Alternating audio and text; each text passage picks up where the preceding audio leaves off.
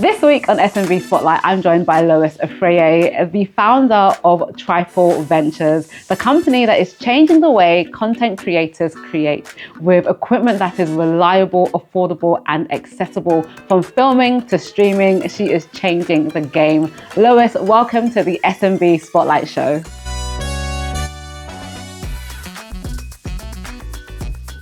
Welcome to the SMB Spotlight Show, and today I'm joined by the incredibly creative Lois Afriyie, the founder of Trifle Ventures, the one-stop shop for all aspiring content creators.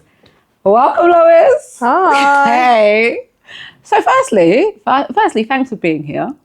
But secondly, you started your business at the heat of the pandemic, March 2020. Yes. How and why?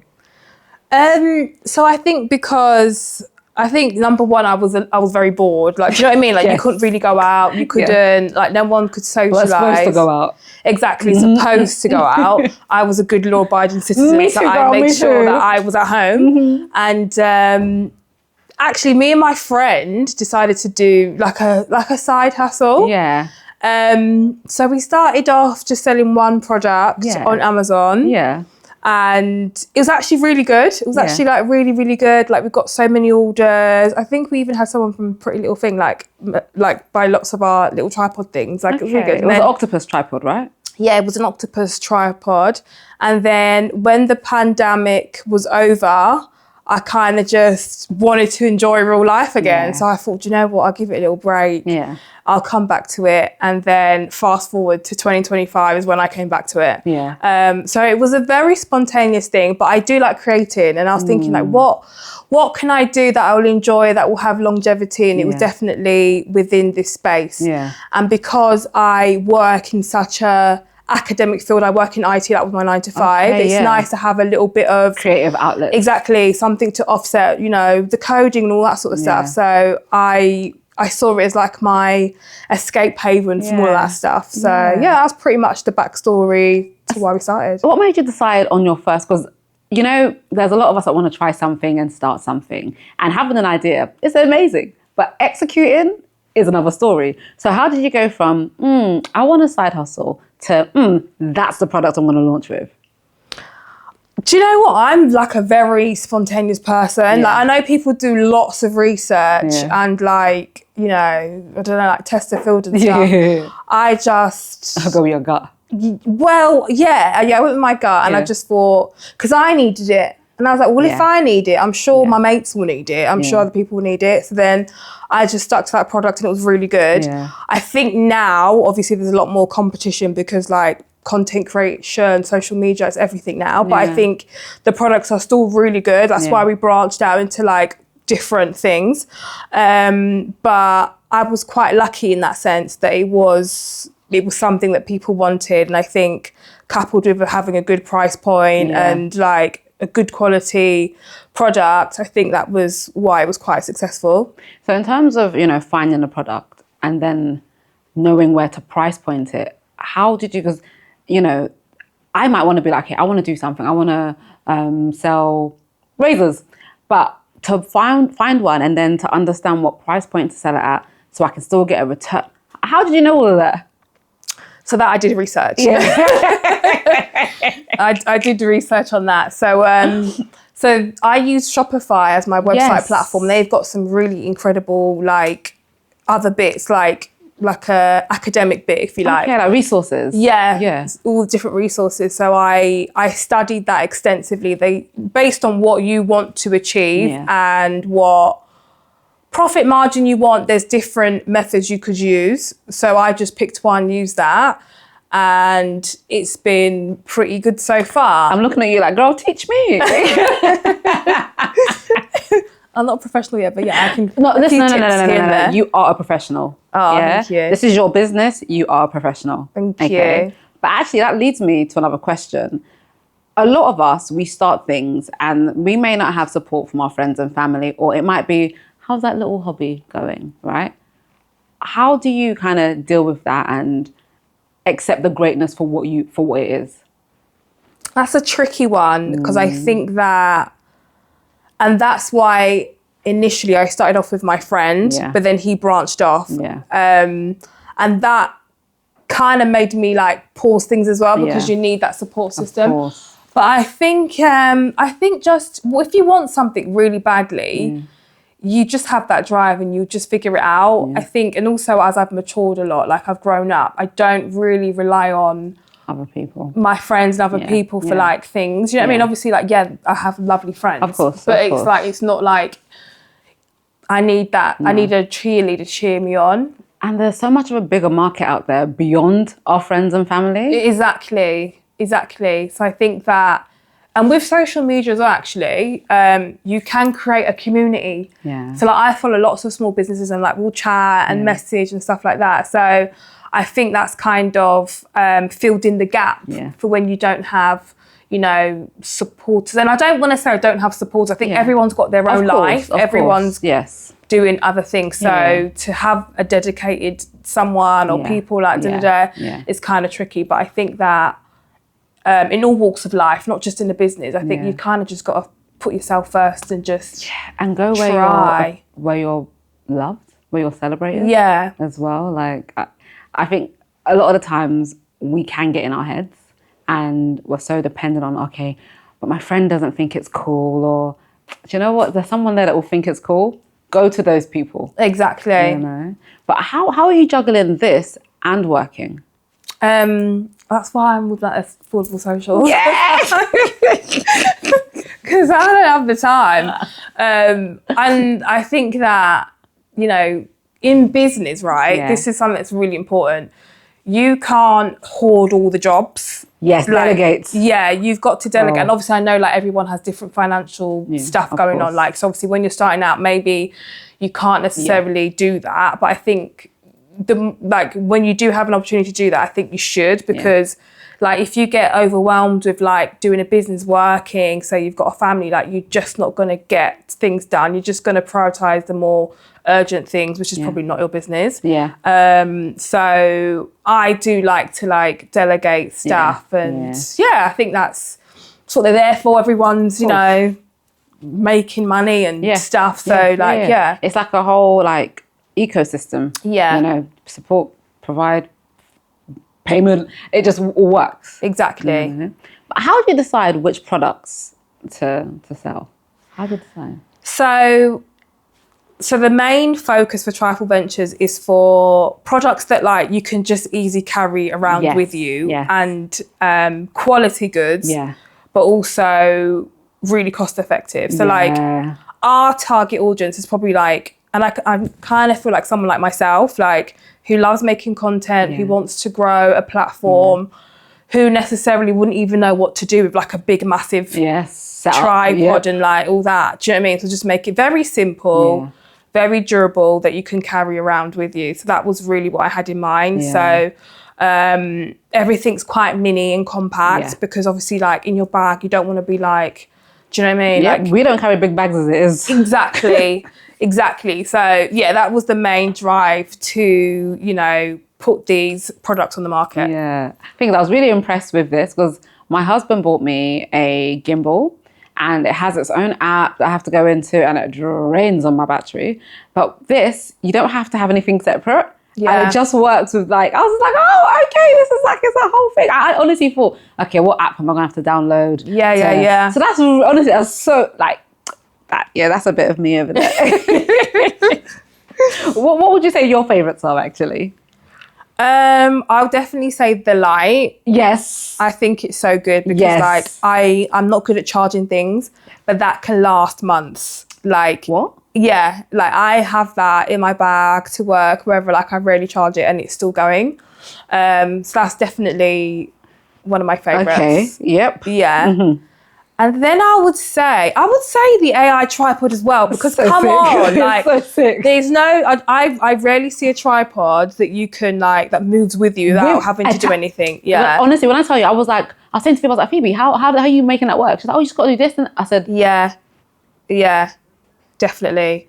And also as well, if you haven't got anyone to take your content for you, You just Yeah, need no, one I'm of very those. honestly, I'm not even, as I say, gassing. I'm very impressed with this because, like I said, I have one. I have a gimbal, and it's a good company, and you know, it's great. But I have to have the app, and then I have to make sure it's charged all the time. And I have to, it's just very long. It's not easy to, and it doesn't come with a tripod. Either. It's just a gimbal, you know. So this is very impressed. Very, very impressed. Yeah, and it's quite funny actually because this was the last product that I added to the whole portfolio. Like I kind of like randomly stumbled upon it. Yeah. And that's the one that everyone loves the best. Yeah. Like everyone loves that the most. So yeah, that's why sometimes I don't sweat it. Yeah. Like obviously I'm not saying don't do your research, but sometimes it's like go with the flow. Yeah. As well. Because I feel like for you, this came across very naturally. Or organically is the word I should actually use. And especially when you said, you know, you thought about what would you use.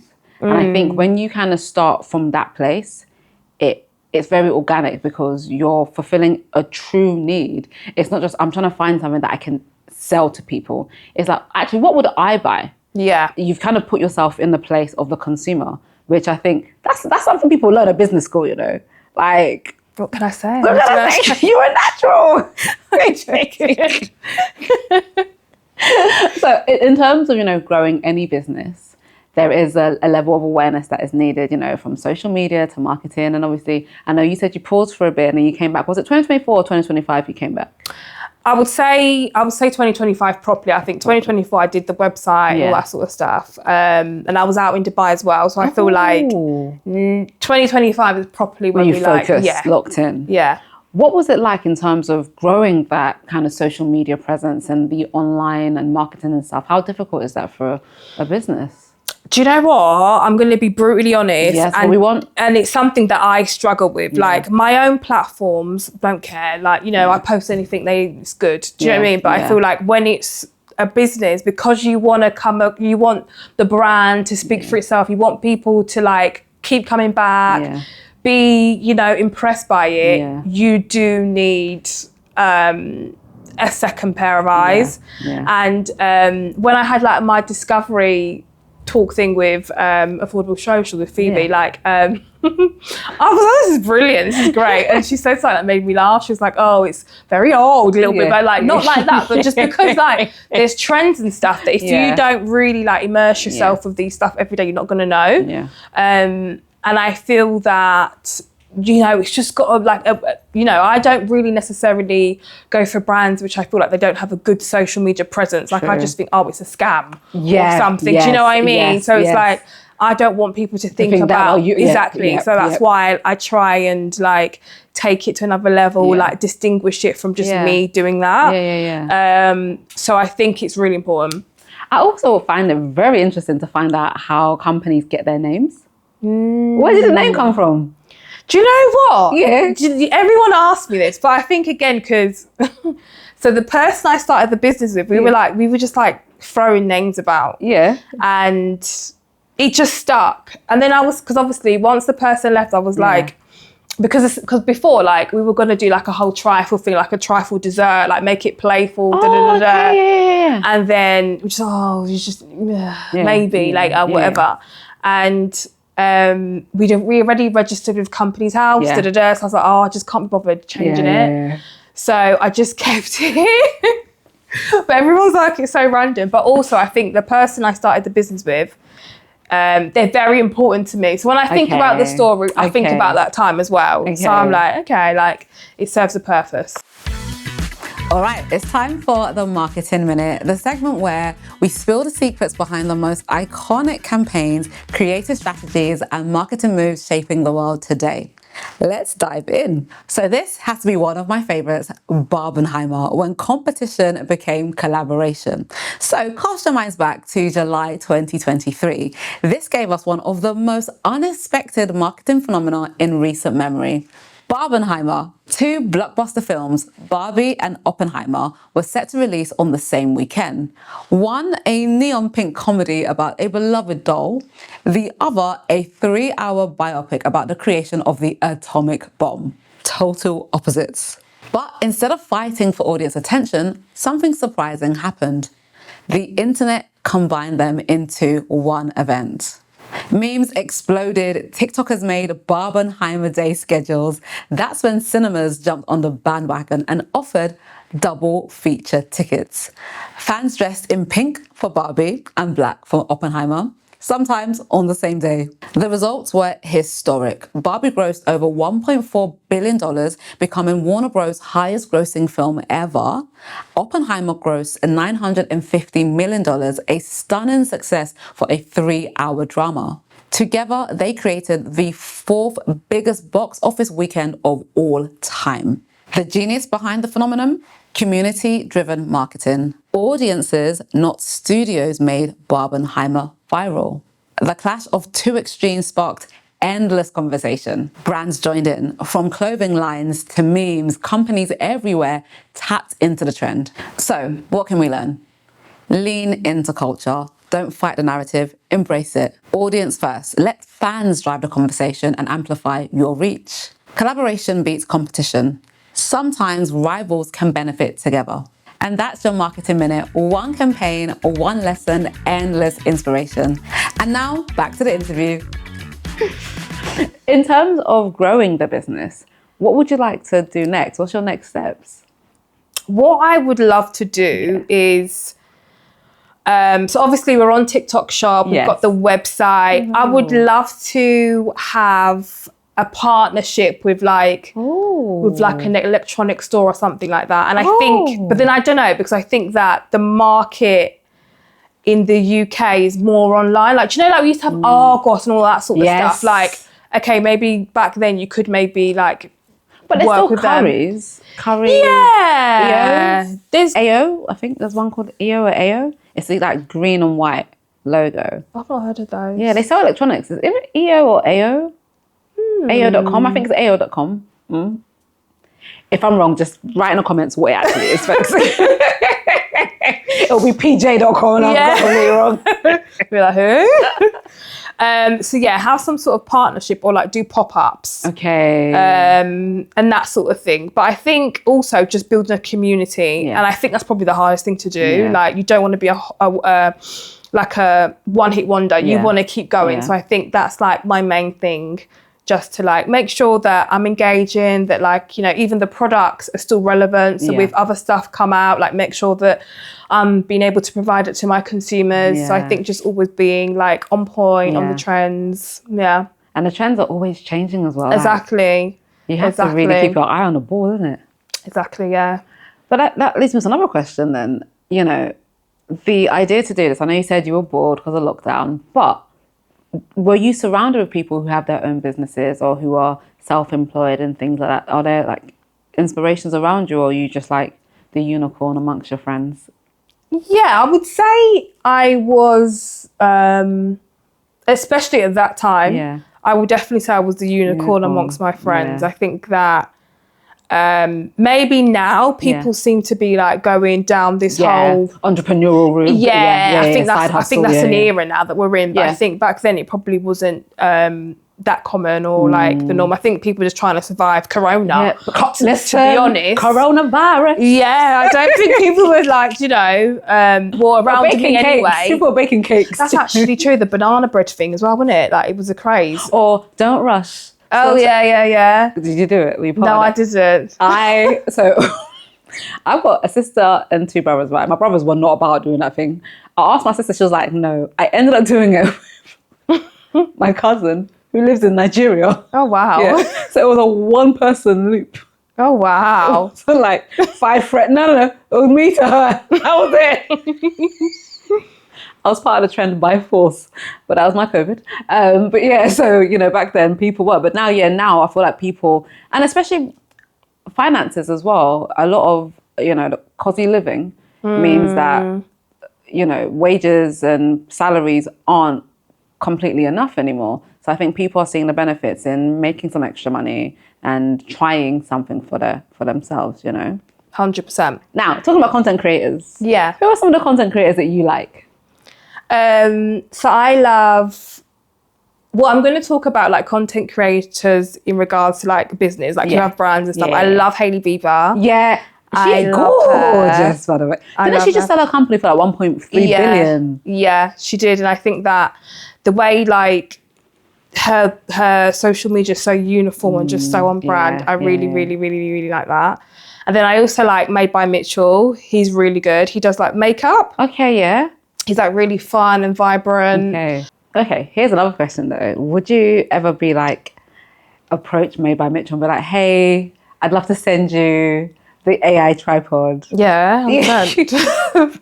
Okay, in that case, who would be like your top 5 that you'd love to make aware of your brand and potentially, use your brand? So yeah, obviously like Made by Mitchell, Hailey Bieber. Yeah.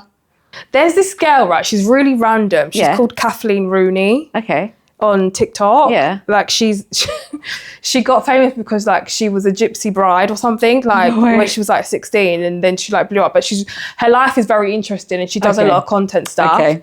So her. I like a lady called Sherlina Nim. Okay. She's really good. I think she does like trainers and fashion. Interesting, okay. And then I also like Tay Blue. Don't know if you heard of her. She's like friends with Molly May, but she's like... Oh yeah, isn't that her sister? No, her sister's called Zoe. Oh my bad. Yeah. But she's like niche, because I like niche people. Yeah. Like I think like not she doesn't do fitness. No, that's definitely her sister does the fitness. Yeah. I think of her sister. Okay, yeah. So those guys really. That is I love it. But would you kind of step more into the spotlight yourself and take on content creation more like full time? Yeah, I think like if like all goes well and like, we build a strong community and, we're achieving the goals, why not? If you could give any advice to the you in 2020, March 2020 to be precise, what would you tell her? I would tell her to seize opportunities, to make sure that, you might be a bit scared, you don't know how things are going to go, but take the opportunities because they're going to be wonderful, and not to stress it as well, like not to stress too much. As long as you put in 110%, that's all you really can do. And this is the truth, because we do get in our heads, we get so scared, and sometimes you just have to try and you never know what's going to come out of it. Like I've had some random opportunities just because I was like, okay, I'll try it, why not? So sometimes it is, but it's easier said than done. It's easier than done. And with that, it's time for the Big Biz Case Files, the section where we uncover how small ideas become global empires. Today, we're looking at one of the wildest startup journeys ever. Uber, the company that went from a single ride request to handling 25 million trips a day. The story starts in 2008 on a cold night in Paris. 2 computer engineers, Travis Kalanick and Garrett Camp, were attending a tech conference when they couldn't find a taxi. That frustration sparked a simple idea.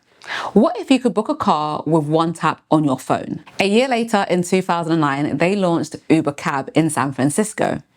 At the start, it was tiny, just a few black cars you could request via an app. But the value was clear: convenience.